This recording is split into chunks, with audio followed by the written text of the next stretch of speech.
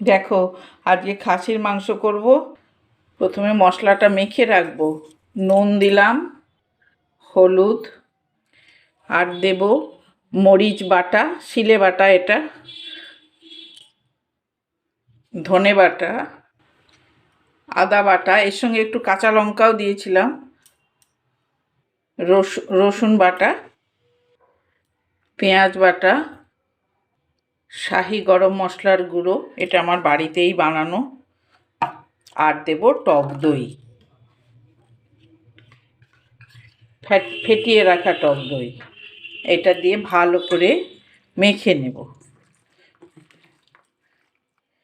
এখানে আমি লাল লঙ্কার গুঁড়ো দেইনি, কিন্তু কাশ্মীরি রেড চিলি পাউডারটা একটু দিলাম, রং আসবে। আর দেব সর্ষের তেল।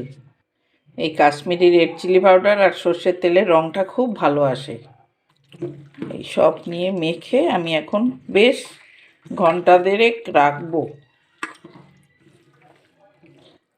যেহেতু এটা লঙ্কার গুঁড়ো দেইনি, মরিচ দিয়েছি, রংটা কম হবে বলেই আরও কাশ্মীরি রেড চিলি পাউডারটা দিলাম, এতে ভালো কালারটা আসবে।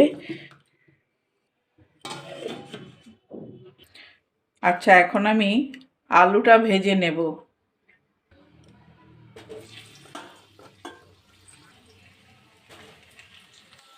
বেশ কালারফুল করে ভাজা হয়ে গেছে, এবারে তুলে নেব। একটু চিনি দিলাম, ক্যারামেল হলে একটু ভালো কালার আসবে। দেখো, বুদবুদ উঠছে। এবারে আমি কুচনো পেঁয়াজ দিয়ে দিলাম। এবারে ম্যারিনেট করা মাংসটা দিয়ে দিচ্ছি। এবারে এখানে আমি কষতে থাকবো মাংসটা বেশ কিছুক্ষণ।